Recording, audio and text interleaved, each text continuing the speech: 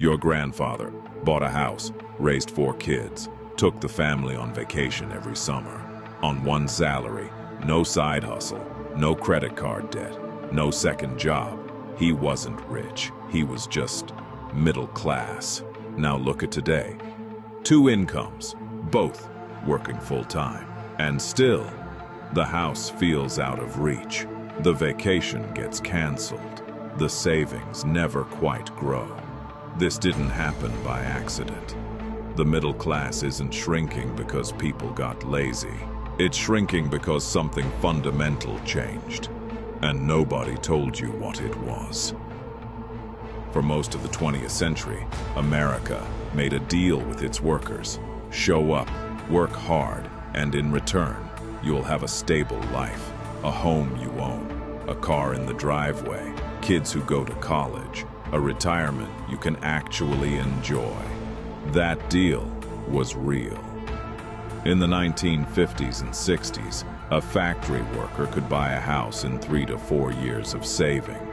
A single teacher's salary could support an entire family. A high school diploma was enough to get you into the middle class and keep you there. The system wasn't perfect, but for a wide swath of Americans, it worked. Wages rose every decade, living standards improved, and the distance between the working class and the wealthy was large, but not impossible. People believed that if you did the right things, the system would take care of you. That belief held for about 30 years. Then, starting in the 1980s, quietly, slowly, without announcement, the deal changed. Let's look at what actually happened. Between 1979 and today, American worker productivity increased by more than 60%. Workers are producing more, creating more value, generating more profit for companies than at any point in history.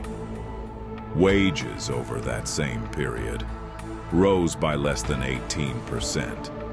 That gap between what workers produce and what they actually take home, that gap went somewhere. It went to corporate profits. It went to shareholder returns. It went to executive compensation. In 1965, the average CEO made about 20 times what the average worker made. Today, that number is over 350 times. Same economy, same country, completely different distribution. And while wages stayed flat, the cost of everything that matters kept climbing. Housing prices, up over 200% adjusted for inflation since 1970. Healthcare costs, nearly double as a share of income compared to 1980. College tuition, up over 1,200% since 1980. Not 12%, not 120%, 1,200%. The things that used to build a stable middle-class life, a home, a degree, a healthy family, became so expensive that affording them now requires going deeply into debt. And debt, as we've talked about before, is just another word for working for someone else's profit. 3 forces, more than anything else, destroyed the middle class. The first is housing. In 1970, the median home cost about 3 times the median annual salary. You could save for a few years, make a down payment, and own something real. Today, that ratio is close to 7 times. In cities like Los Angeles, New York, San Francisco, it's 12, 15, even 20 times. An entire generation of Americans is renting forever, not because they're irresponsible, but because the math simply doesn't work anymore. And every dollar spent on rent is a dollar that builds zero wealth, zero equity, zero future. The second killer is healthcare. A single hospital stay can cost tens of thousands of dollars. A chronic illness can drain a family's savings in months. Medical debt is now the #1 cause of bankruptcy in the United States. Not gambling, not bad investments, medical bills. People who did everything right, who worked, saved, planned, wiped out by one diagnosis. The third killer is education. They told an entire generation, go to college, get the degree. That's your ticket to the middle class. So they went. They borrowed $30,000, $50,000, $100,000. And they graduated into a job market that paid them just enough to make the minimum payment, but not enough to ever actually pay it off. The ticket to the middle class became a trap that kept them out of it. In 1971, 61% of Americans were considered middle class. Today, granted for the first time in American history, that number has fallen below 50%. The middle class is no longer the majority. And here's what's most important to understand.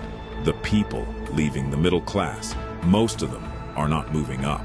They are moving down into financial stress, into rent instead of ownership, into retirement that never quite arrives, into the quiet desperation of people who did everything right and still ended up struggling.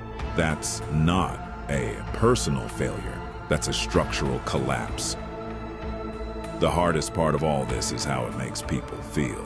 When you're working 2 jobs and still can't afford a house, the natural reaction is to blame yourself. Maybe I didn't study the right thing. Maybe I made wrong choices. Maybe I'm just not smart enough or disciplined enough or lucky enough. But when millions of people across an entire generation are experiencing the exact same thing, it is not a personal failure.